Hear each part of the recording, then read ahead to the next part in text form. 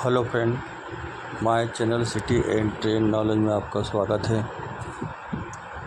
अभी यह बात 4 से 5 दिनों की है जब मैं इंदौर से कानपुर जा रहा था और वह यह था कि मुझे रिजर्वेशन नहीं मिला था और उसका कारण अलग था क्योंकि मुझे कंफर्म जाने का नहीं था कि मैं कौन सी तारीख को कंफर्म जाऊं, तो मैं रिजर्वेशन नहीं करा पाया। इस कारण से ऑफिस की छुट्टी कब मिलती है कब नहीं मिलती, उस हिसाब से मुझे कुछ प्लान चेंज करना था। तो फिर मुझे मालूम पड़ा कि छुट्टी मुझे शाम को मिली है कि ड्यूटी करके चले जाना। 2 दिन की छुट्टी दी गई थी मुझे। तो मैं शाम को फिर मैंने नेट चालू करा और ट्रेन की मैं देखा कि इंदौर से कौन सी ट्रेन है। तो 7:30 बजे ओवरनाइट ट्रेन इंदौर से जबलपुर की मुझे मिली। तो मैं फिर 7:30 बजे ओवरनाइट ट्रेन जबलपुर में बैठ गया और जनरल टिकट था मेरे पास में, जो कि मैंने कानपुर सेंट्रल तक का टिकट इंदौर से ही कटवा लिया था। तो ट्रेन में इतनी भीड़ थी कि खड़े रहने तक की जगह नहीं। जैसे तैसे करके 4-5 स्टॉप थे उस ट्रेन के। चौथे फिर 5वां स्टॉप भोपाल ही था, जहाँ पर ओवरनाइट ट्रेन ने भोपाल करीब 11:25 पर भोपाल लगा दिया था प्लेटफॉर्म नंबर 4 पे।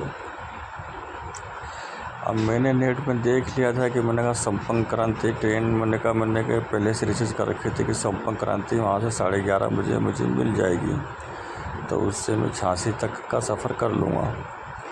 पर नेट में मैंने देखा तो संपर्क क्रांति 1 से 1.5 घंटे लेट थी।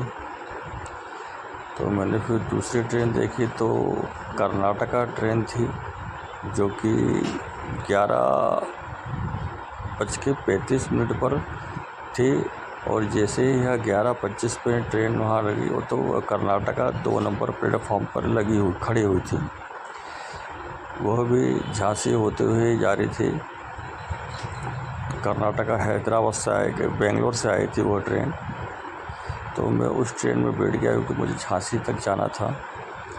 झांसी तक मैं वहाँ पे उस ट्रेन में, और जबकि उस ट्रेन का एक ही स्टॉप था बीच में बीना के बाद में सीधा झांसी का स्टॉप था उसका। और बीना तो वो स्टॉप रुका, उसके बाद में जैसे ही वो यूपी की तरफ पहुँची तो वो कुछ राजधानी या वंदे भारत ट्रेन की क्रॉसिंग के चक्कर में वो जंगल में रुक गई।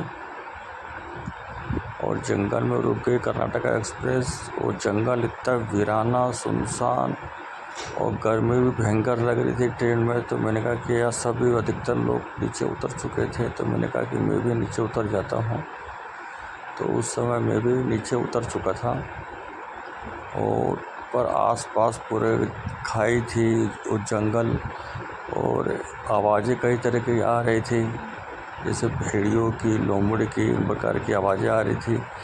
क्योंकि कुछ जंगल ऐसे रहते हैं कि इसमें खेत खलिहान रहते हैं, पर यह प्योर जंगल था।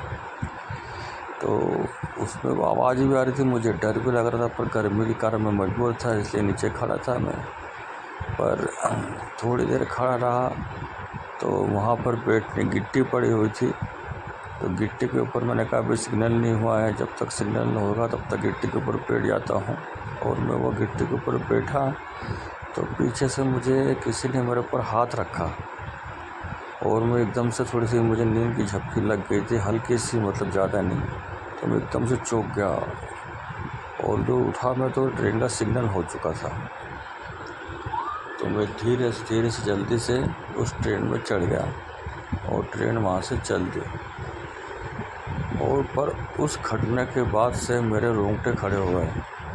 फिर झांसी आया, फिर वहाँ पर मैंने एक ठंडी कोल्ड ड्रिंक ली, क्योंकि मुझे झांसी से दूसरी ट्रेन चेंज करके वह ट्रेन 3:35 पे पहुँची थी। और जो कि लखनऊ झांसी पैसेंजर ट्रेन चलती है, तो मुझे उसी से जाना था, पर वो भी कि ट्रेन उस दिन कैंसल हो चुकी थी।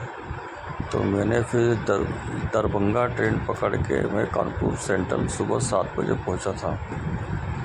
और पर उस घटना के बाद से मैं आया हूं जब से इंदौर मेरे घर पे, तो मुझे काफ़ी घबराहट, जी मचलाना, उल्टे होना और भारी डर सा मतलब लगने लगा मुझे।